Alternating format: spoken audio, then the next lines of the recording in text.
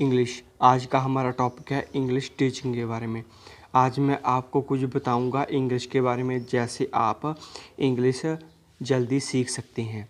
मेरे कुछ होंगे टिप्स एंड ट्रिक्स जो आपको बहुत ज़्यादा पसंद आएंगे।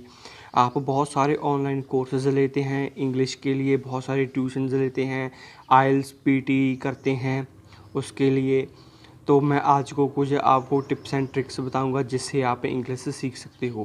प्रैक्टिस आपको ज़रूर करनी पड़ेगी। मैं आपको सिर्फ वे और मेथड बताऊंगा जिससे आप इंग्लिश जल्दी सीख सकते और सही तरीका होगा, ना ही कोई शॉर्टकट होगा। I am Love, you are watching my YouTube channel peace talk with Love. जो इंग्लिश होती है वो इतनी इम्पोर्टेंट क्यों है, पहले मैं आपको इस क्वेश्चन का जवाब देता हूँ। इंग्लिश लैंग्वेज बहुत ही इम्पोर्टेंट है बिकॉज़ ये सभी देशों में बोली जाती है। ये एक इंटरनेशनल लैंग्वेज है, इसलिए ये सभी देशों में बोली जाती है। आप इंग्लिश एक मेन लैंग्वेज है जिससे आप दूसरों के साथ भी बात कर सकते हैं। तो आज के समय में इंग्लिश सीखना बहुत ज़रूरी है, क्योंकि हमारे देश में बाहर से भी लोग आते हैं और आप भी बाहर जाते हो, तो वहाँ पर आपको टॉकिंग करने में कोई प्रॉब्लम ना आए, तो इंग्लिश आपके लिए सीखनी बहुत ज़्यादा ज़रूरी है। ये सभी देशों में बोली जाती है। आप किसी को अपनी बात बताना चाहते हैं, किसी की बात को समझना चाहते हैं, बाहर जाकर अब्रॉड जाकर आप कहीं भी अगर पढ़ने जाते हो, कहीं भी जाते हो, तो वहाँ पर ये बहुत ज़्यादा ज़रूरी है।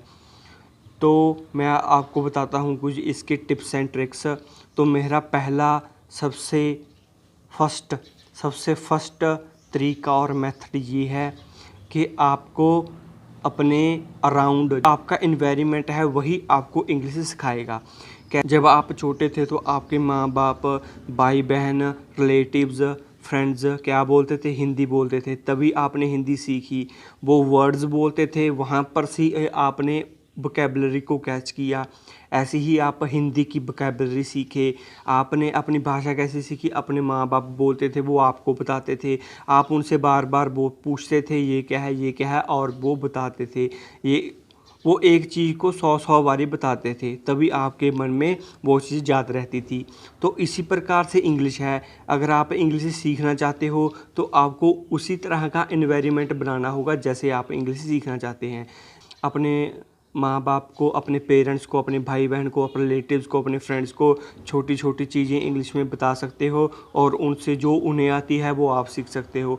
जैसे hello, hi, good morning, how are you, what are you doing, I am going, I am coming, I am sitting, I am talking, ऐसे। अब बात करते हैं, जैसे हम आप हिंदी में देखते हैं, कई मूवीज़ देखते हैं, फिल्म्स देखते हैं, एपिसोड्स देखते हैं, वैसे ही आपने क्या करना है, इंग्लिश में ही आपने एपिसोड्स देखने हैं, मूवीज़ देखनी है। ऐसा ही इन्वायरमेंट बनाना है, तभी आप इंग्लिश सीख पाएंगे। आप तभी वोकैबुलरी कैच करेंगे, तभी आपकी वोकैबुलरी बढ़ेगी। तो मेरा दूसरा पॉइंट ये है कि आप हमेशा सोचते हो अपनी भाषा में। जैसे आपकी भाषा हिंदी है तो आप हिंदी में ही सोचते हो, तो आज से आपने क्या करना है, आपने इंग्लिश में सोचना है। हाँ, कुछ आपको परेशानी ज़रूर आएगी, पर आपने क्या करना है, आपको इंग्लिश में ही ट्राई करना है। आपने सोचना किस में है? इंग्लिश में ही सोचना है। अपने मन में इंग्लिश को ही लाना है और उसके बारे में ही सोचना है। आपने अगर कोई चीज़ सोचनी है, जैसे हाँ मैं ये करूँगा, आई विल डू, जो भी चीज़ें हैं आपने वो इंग्लिश में सोचनी है, तब भी आप इंग्लिश को अपनी बढ़ा पाएंगे।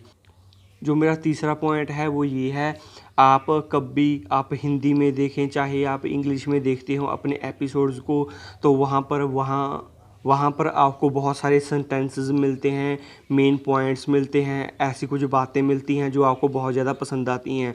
तो आपने क्या करना है, अपने मोबाइल में एक नोटिस ऐप होती है, अगर वो आपके फ़ोन में नोटिस ऐप नहीं है तो उसको डाउनलोड करना है और उसे यूज़ करना है। उसे आपने कैसे यूज़ करना है मैं आपको बताता हूँ। जो भी आप कोई सेंटेंस, कोई शब्द, कोई डायलॉग सुनते हो, तो वो सुनकर आपने उस नोटिस ऐप को खोलना है और वहाँ पर वो चीज़ लिख देनी है, वो सेंटेंस लिख देना है जो आपको बहुत ज़्यादा पसंद आया।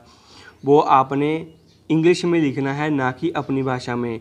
उसे ट्रांसलेट करिए, उसे बनाएं, कैसे भी बनाएं, बस आपको समझ आना चाहिए। उसे लिखना है इंग्लिश में। आप जब भी कोई सीखें, आप खुश हों, सैड हों, तब भी आपके मन में जो फीलिंग्स आ रही हैं उस नोटिस ऐप में वही फीलिंग आपको इंग्लिश में लिखनी है, इंग्लिश में ट्रांसफ़र करके लिखनी है।